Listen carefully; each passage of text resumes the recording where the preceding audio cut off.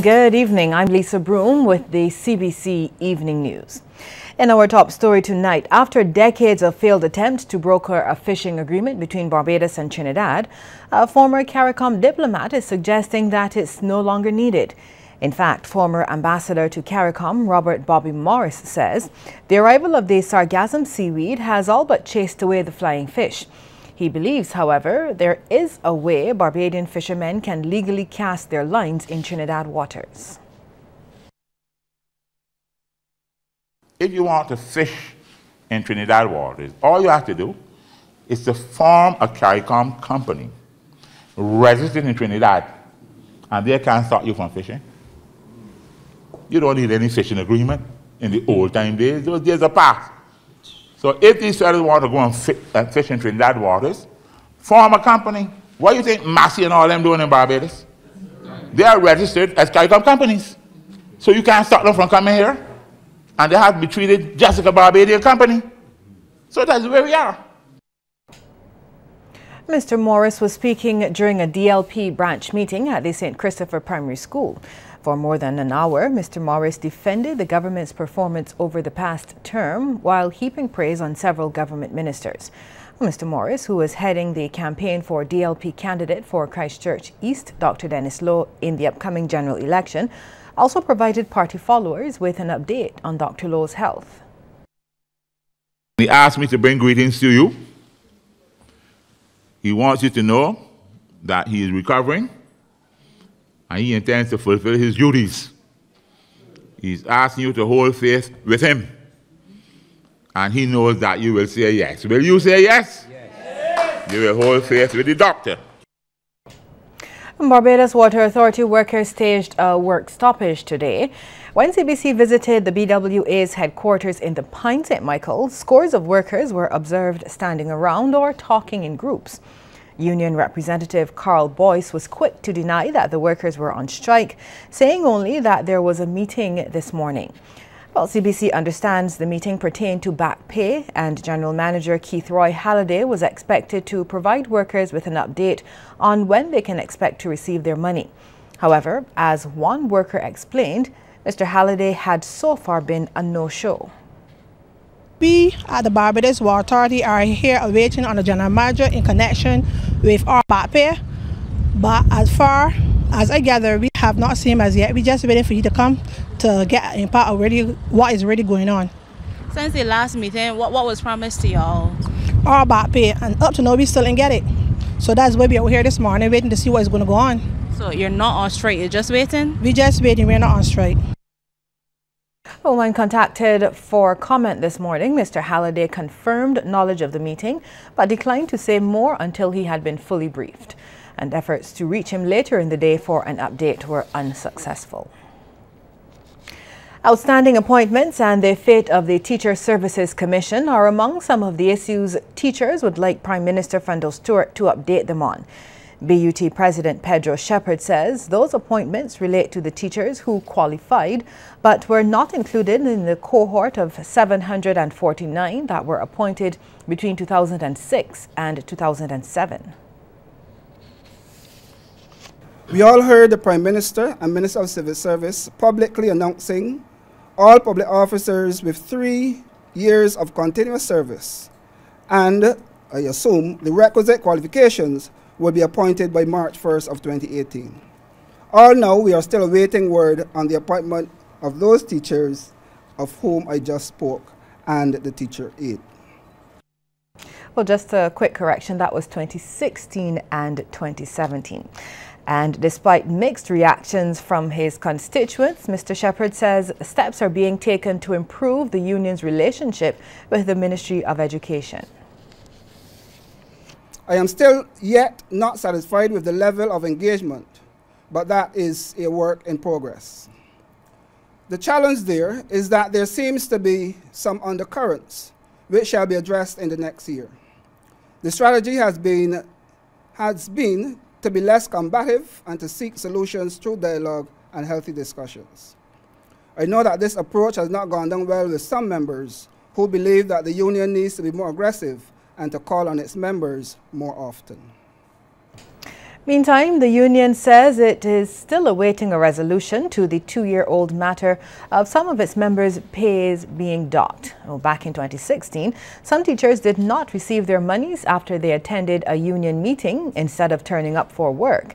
And Mr. Shepherd says the issue is currently before the court. Today is a week short of 2 years that we have been fighting this matter, and each time Pedro Shepherd et al.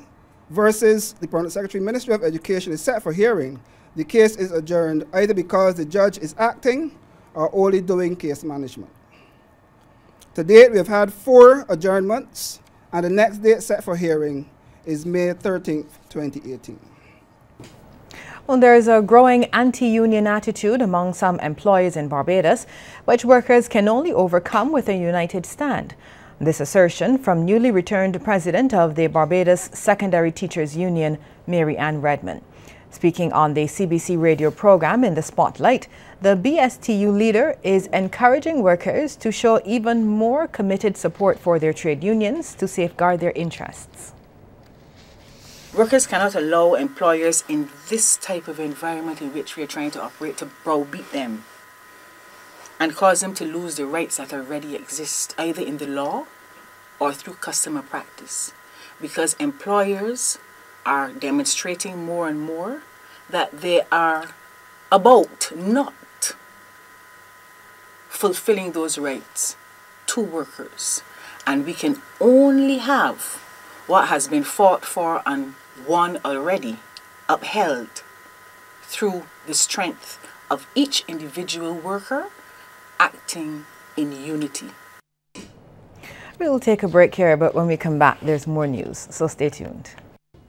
After months of speculation, the sugarcane harvest got underway today.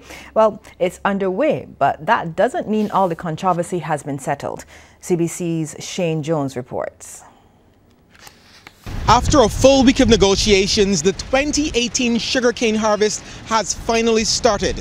Well, it has begun in good faith, and we are yet to see what are the implications of this late start.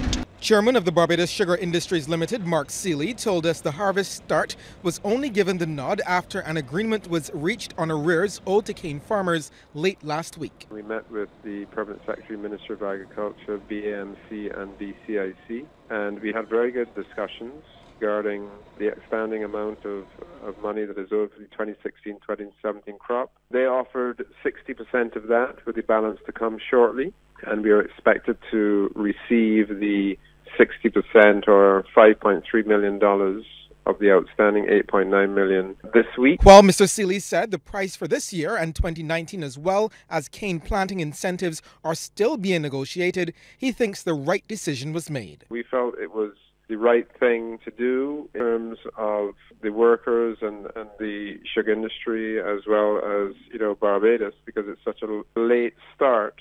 As I understand it, probably on both sides, there are probably a few little teething problems as usual. But I have seen trailers with chopstick cane progressing swiftly within the speed limit to Port Vale factory. The harvest usually begins early February, and because of a 2-month delay, there may be some implication. They've had some burnt cane, and then of course they have been having some challenges with rats, etc. Of course, one of the big challenges will be that when you cut your last ratoon cane and you're all the way down in June, July, then those ratoon canes will only have a shortened growth period for the next crop. So it could actually affect your next crop as well as also affect your sugar content for this crop. Barbados produced just under 12,000 tons of sugar last year. Shane Jones, CBC News. The laid-back attitude of some Barbadians about the decriminalization of marijuana is causing concern for at least one social outreach organization. Director of the Center for Counseling Addiction Support Alternatives, Orlando Jones, says it is particularly worrying considering the reported increase in drug use among young people. Well, Mr. Jones was speaking at a church service at the Sanctuary Empowerment Center as CASA celebrates 18 years. He says despite a lack of resources for prevention, treatment and rehabilitation programs, his organization is working with the Drug Treatment Court to make a difference. Over the past 3 years, CASA has been in partnership with the Drug Treatment Court, which is now fully established in Barbados, with the purpose of reducing the number of persons being imprisoned for minor drug offenses or those in need of treatment in preference to incarceration. Some say it is a soft option in addressing the problem, but our experience says otherwise. We must learn to forgive. We must give those who would like their criminal records expunged. We'll be right back after this break.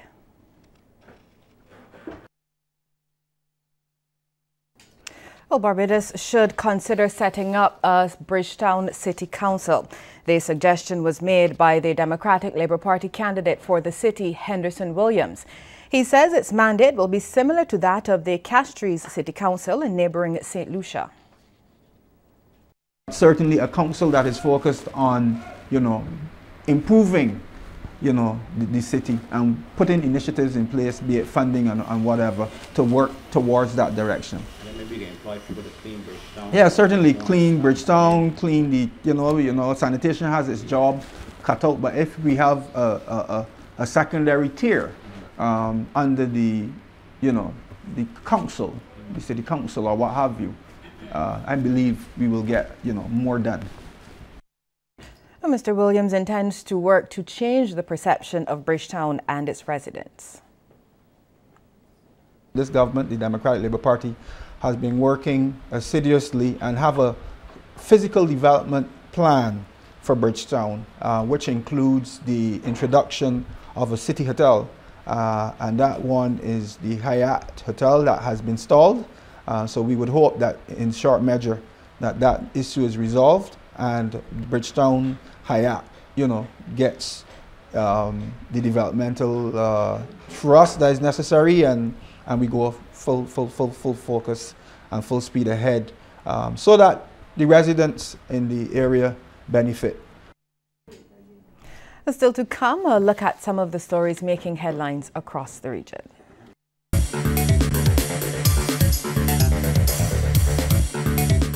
More than 400 cell phones have been seized from prisons in Antigua and Barbuda over the last 2 years. 69 cell phones have been confiscated from prisoners during the past 3 months alone. Previously, prisoners used the devices to capture the conditions inside of the prison, as well as to communicate with family and friends on the outside.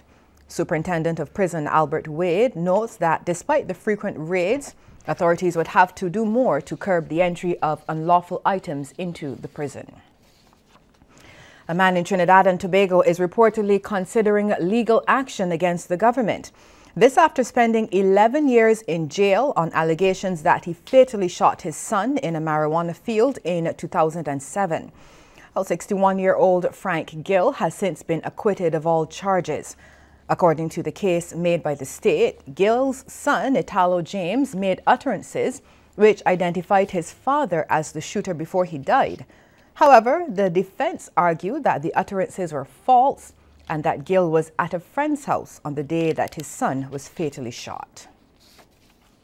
Over to Belize now, a 3-year-old boy is lucky to be alive after being attacked by a Rottweiler. The attack happened as he and his father were on their way home. We must warn you, though, that some of the images in this Channel 5 Belize report may be graphic. I was taking JS home around 6 o'clock, and as soon as we got out of the vehicle, usually I would take him on a little walk, because he liked to ask, "Daddy, let's do an adventure." So I would just take him on a walk on the street. And as soon as we got on the street, I saw this dog coming, just trotting.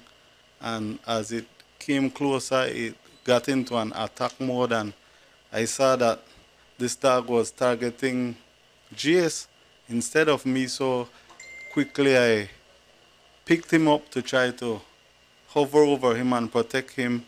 And the dog just came viciously. And as soon as I picked him up and I turned to have him the farthest from the dog leaped towards us, and in the air, it changed position and it bit him in his ear, over the back of the head and over his ear, and his ear was pierced and slightly severed. According to Brown, the kick he aimed at the dog failed to stop him as he came at the child, and he was forced to retreat and to take up a weapon to defend himself and his son.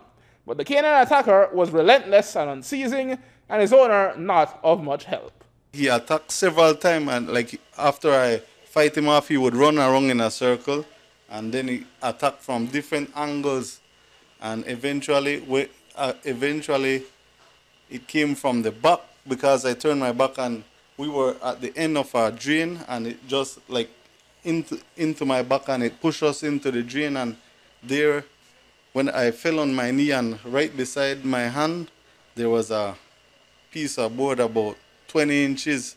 So I picked that up, and that's what helped me, because after that the dog charged after us about 10 more times, and I just timed him when he's coming and hit him in the head till every time I hit him, I retreated about 3 steps backwards, so to get closer to the main entrance of the home until we could have gotten inside. When we were inside, the dog was still at the door, and the owner was trying to hold the dog, but she was unable, didn't have any command of the dog. A former police commissioner in Haiti, Guy Philippe, who was convicted in a United States court last year on charges that he accepted bribes to protect cocaine smugglers, is challenging his conviction. His plea agreement last year allowed him to avoid going on trial on a more serious trafficking charge that could have sent him to prison for the rest of his life. Philippe, who won a seat in the Haitian Senate, is reported to have filed an appeal against the 9-year jail term imposed on him on June 21st last year. Philippe has submitted a motion to vacate his conviction to the South Florida Federal Court. There's concern in Guyana that some private schools are charging exorbitant sums of money as they raise tuition fees. The matter is one that has the attention of the government, as we hear in this HGP TV report. Some private institutions have raised their tuition fees by high percentages, forcing parents of students attending those schools to pay exorbitant sums. Reports of such actions have reached the ears of the government. You're aware that during last year, when the government introduced some fees on the private schools, that were the fees that they were charging when they introduced a taxation on it, there's a big hue and a cry by the same citizens who are now complaining that the private schools are charging them as much as, I believe, 42% increase. Minister Harmon addressing the media on Thursday. According to Minister Harmon, while transactions between parents and those schools are private in nature, if a majority of families are objecting to the actions by those schools, the government will have to get involved. The Minister of Education certainly, I believe, will have to have a look at this to see whether it is in fact an unreasonable impost on citizens. But certainly the private schools, the arrangement with students and parents, this is a private arrangement. Minister Harmon added that although media reports have highlighted massive increases in fees by private schools, at present this issue has not engaged the Cabinet's attention, and therefore he, on behalf of the government of Guyana, cannot make a definitive statement with respect to this matter. However, if the government is asked to look into this, it will. It is something which maybe because it would impact so many persons in the society, maybe the Ministry of Education may have to have a look at it. Police in Jamaica say they are investigating threats made on the life of former National Security Minister Robert Montague. The Jamaica Constabulary Force says the investigation into this particular report includes authenticating and identifying the source of the threat, which reportedly came from overseas. It said it is working alongside law enforcement authorities in the United States and that all the requisite actions have been taken to adequately ensure Mr. Montague's safety. Montague was named Transport and Mining Minister following Prime Minister Andrew Holness's decision to reshuffle his cabinet last month. Over to St. Kitts and Nevis now. The police are calling on media practitioners to adhere to sound ethical practices and the law when reporting on sexual offences. It follows allegations that law enforcement officials were engaged in a cover-up of an alleged rape matter. Police have since arrested and charged one person in connection with that matter. But in a statement, the police said it has realized that some media houses may not be familiar with the legislation regarding sexual offences. It has, as a result, urged journalists to exercise responsibility when reporting on sexual matters. The statement was accompanied by the relevant section of the Offences Against the Person Act, which speaks to reporting on sexual offences. Well, straight ahead is a peek into the world of sports, but before we get to that, here's a tip from Cooperators General Insurance. This tip of the day is brought to you by Cooperators General Insurance Company Limited. Insurance the way you want it to be.